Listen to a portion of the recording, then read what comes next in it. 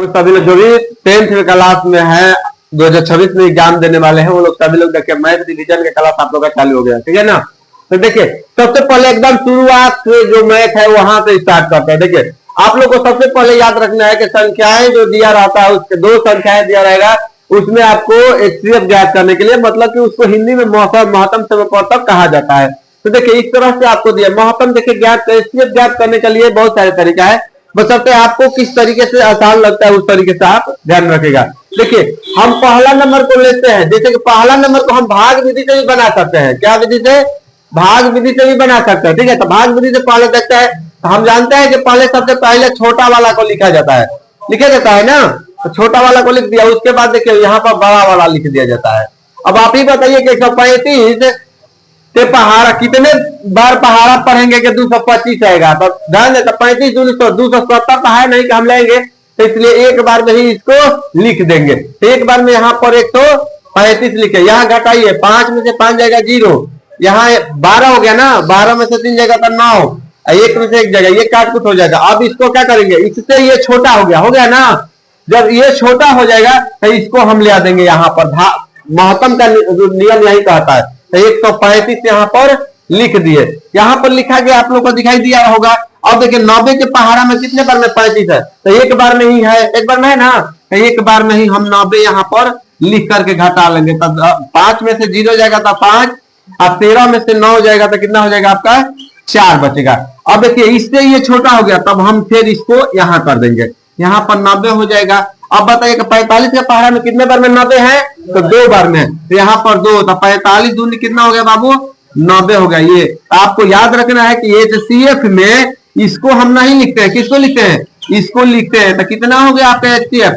45। आप लोग का आंसर आ गया। आप लोग भाग विधि से, अगर आपको भाग विधि से बनाने आ रहा है तो आप भाग विधि से इस तरह से बना सकते हैं, कोई दिक्कत किसी को नहीं नो। तो चलिए भाग विधि से आप लोग को यहाँ तक समझ में आ गया।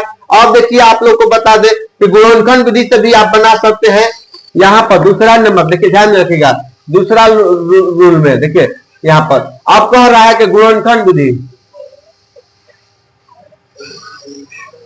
खंड विधि, गुणनखंड विधि। गुणनखंड विधि में क्या किया जाता है? तो दोनों का अलग अलग एचसीएफ तोड़ा जाता है। गुणनखंड तोड़ दीजिए, यहाँ पर 225 को भी लिख दीजिए, इस तरह से लिख दिए। अब इसको कितना से ले जाइएगा बाबू? तो ये 3 से चला जाएगा ना, तो 3 चौक के 12, 3 5 15, फिर 3 से जाएगा तो कितना हो जाएगा? 15 45, फिर 3 से जाएगा ना 5 बार में, चला जाएगा कि नहीं चला जाएगा? यहाँ पर गुणनखंड इसका तोड़िए, ये भी 3 से जाएगा ना, तो 3 7 21, 3 5 15, फिर 3 से ले जाइए 25 बार में जाएगा क्या जी? अब यहाँ से इसको ले जाइए, फिर कितना से जाएगा? 5 से जाएगा, तो 5 बार में ये चला जाएगा, हो जाएगा नहीं हो? महत्तम इस गुणनखंड विधि से महत्तम अगर ज्ञात करना है, मतलब कि एचसीएफ ज्ञात करना है, तो जो जो दोनों में मिलेगा, जो जो अंक दोनों में मिलेगा उसी को हम लिखते हैं। तो 1 3 मिल रहा है तो 1 3, तो यहाँ पर 3 लिख दिए। दूसरा 3 मिल रहा है तो दूसरा 3 लिख लिए, यहाँ पर लिख दिए। अब देखिए 1 5 मिल रहा है तो 1 5 यहाँ पर लिख दिया। अब गुना कर दीजिए, तितिरी का 9 9 5 45, तो कितना हो जाएगा आपका एचसीएफ बाबू? 45 आपका आ गया कि नहीं आ गया? गुणनखंड विधि से देख लिए। अब एक और आता है यूक्लिड विभाजन। यूक्लिड विभाजन ध्यान में रखिएगा, यूक्लिड विभाजन में आपको याद रखना है, एक आता है और फॉर्मूला है यूक्लिड विभाजन, तो उसमें ध्यान में रखिएगा। यूक्लिड विभाजन में, यूक्लिड विभाजन, यूक्लिड विभाजन ये फॉर्मूला आता है। तो इसमें होता है क्या? ए बराबर बी क्यू प्लस आर होता है। ए बराबर जो सबसे बड़ा अंक दिया रहता है इसमें, ध्यान में, उसको लिखा जाता है। बी बराबर आपको जो छोटा अंक दिया रहेगा उसको लिखेंगे। क्यू बराबर मतलब कि जितने बार में उसको छोटा अंक में कितने बार में गुना करने पर बड़ा वाला के बराबर होगा उसको लिखा जाता है। आर बराबर कितना शेष बच रहा है उसको लिखेंगे। तो सबसे बड़ा क्या दिया है पहला नंबर में? 225 दिया है ना बराबर में। अब देखिए छोटा क्या दिया है? बी के जगह पर आप लिख सकते हैं 135। 135 में कितना से गुना करिएगा या भाग, इससे भाग दीजिए, इसमें कितने बार में जाएगा? कितने बार में? 1 बार में। तो 1 यहाँ पर लिखिए, शेष कितना बचेगा बाबू? शेष वहां पर बचे था ना जब भाग विधि से बनाए थे। सेम भागे विधि वाला ये है जो इस रूप में लिखा गया है, भाग विधि को इस रूप में लिखा गया है। तो शेष आपका इससे इसमें से घटा दीजिए तो आपको 90 बच जाएगा। बचेगा कि नहीं बचेगा?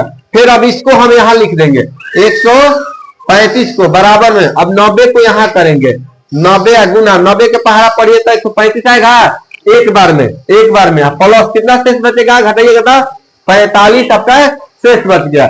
अब हम 90 को यहां लिखेंगे कि यहाँ पर 90 को यहां लिख दिए। अब 45 को यहां लिख करके 45 दूनी कितना होता है 90, तो 2 लिख देंगे। कितना शेष बच गया? 0 बच गया ना। जब 0 शेष आ जाए तो समझिए कि आपका फाइनल आंसर आ गया। ये जो होता है यही LCF कहलाता है। कोई दिक्कत किसी को, अगर कहीं पर किसी को प्रॉब्लम होगा तो आप लोग बोलिएगा, कमेंट करिएगा, आप लोग को हम फिर दोबारा आपसे कांटेक्ट करके बताएंगे कहां कैसे होगा। तो आपको तीनों विधि में HCF बनाने का तीनों विधि आप लोग को मालूम चल गया है। आप लोग एग्जाम में बना सकते हैं, जिस विधि से आप लोग को कहे उस विधि से आप उसको बना दीजिएगा, आपका पूरा नंबर मिल जाएगा। कोई दिक्कत नहीं। तो चलिए, उम्मीद है कि सबको समझ में आ गया होगा। तो चलिए आप लोग बना लीजिए। दूसरा सवाल आप लोग के लिए दिया गया है, आप लोग दूसरा सवाल का इसी तरह से आप लोग आंसर याद करिए। चलिए बनाइए। धन्यवाद।